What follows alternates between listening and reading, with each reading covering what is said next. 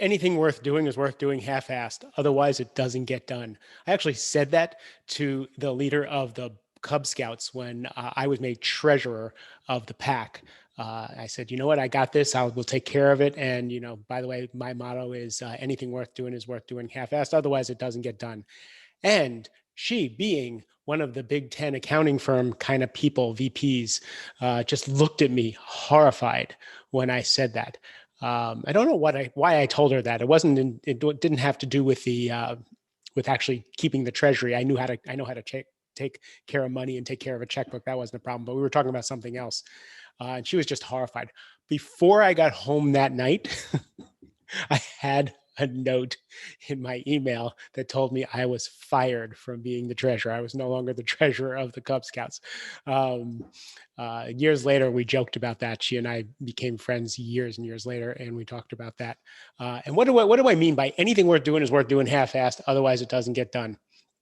It's because for me, perfectionism stops stops me from actually accomplishing things. It stops me from starting things. You ever hear about the crappy first draft, the shitty first draft when you're trying to write something? For me, the starting is always the problem. Procrastination is a starting problem. It's a fear problem, and trying to do things perfectly always stops me. Also, time stops me. I want to do something and I won't get it done. My neighbors used to go to the beach every weekend, and we'd watch them, and they would just throw crap in their car and they would go to the beach. And when we went to the beach, we would plan and we would pack and we would make lists and we would do everything. And they just threw everything in and if they had everything, that was great. And if they didn't have everything, that was great too. And uh, I learned from that. I learned that my preparation, and carefulness was stopping my productivity. So you've heard the term ready, aim, fire. You get ready, you aim your gun, your arrow, or whatever, and you fire. So you prepare, you sharpen, and then you execute. And what I teach my clients is fire, ready, aim. Just get it done.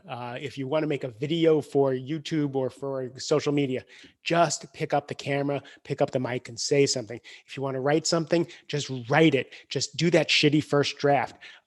Fire, ready, aim. Get things out. Seth Godin has a saying called ship. Nothing is worthwhile until it ships. You can plan, you can put together the most amazing product, but if you don't ship, nothing's going to happen with it. So fire, ready, aim for me is just get it out there, then fix it later. This came from actually Microsoft, and Microsoft doesn't have a great reputation for quality, especially way back when. And they used to put their software out good enough, and then they'd fix it along the way. Now there is a place for excellence. There is a place for thoroughness, for doing the absolute best job you can. But we're all pretty busy. And there are things that need to get done. I bought some chairs, some Adirondack chairs that needed to be painted, and I could have sanded them and sanded them and sanded them and made them absolute perfection. But I didn't have time. I had one weekend to get a bunch of chairs done, so I sanded them pretty good. Fire, ready, aim. I sanded them pretty good. I painted them pretty good, and now they're sitting out by my fire pit, and they look just great. They're not perfect. So fire, ready, aim. What can you do to get yourself across the starting line, not the finish line, get across the starting line so that you can get across the finish line? That goes to it's good enough also. Again, there are people, I coach so many people who write books. And when they're writing books, they just edit and edit and edit and edit. And my first publisher gave me the best advice ever. The book's never going to be ready. It's never going to be good enough. And by the time you finish editing it, you should be writing your next book. So in other words, this perfection, when it's not necessary, is overdone. So again, if you're making a fine piece of furniture, if you're putting a proposal to a client, yes, it needs to be pristine. You need to put thought and thoroughness into it. But when you're just trying to get something across the starting line and across the finish line, fire, ready, aim, baby. Anything worth doing is worth doing half-assed. Otherwise, it doesn't get done. My Adirondack chairs are half-assed, and they're awesome.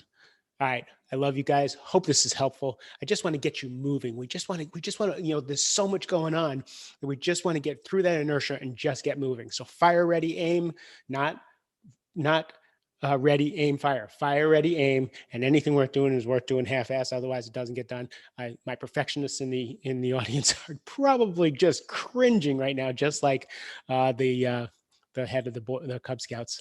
But I don't care. I love you guys tremendously. I want you to live amazing lives. That's why I do this.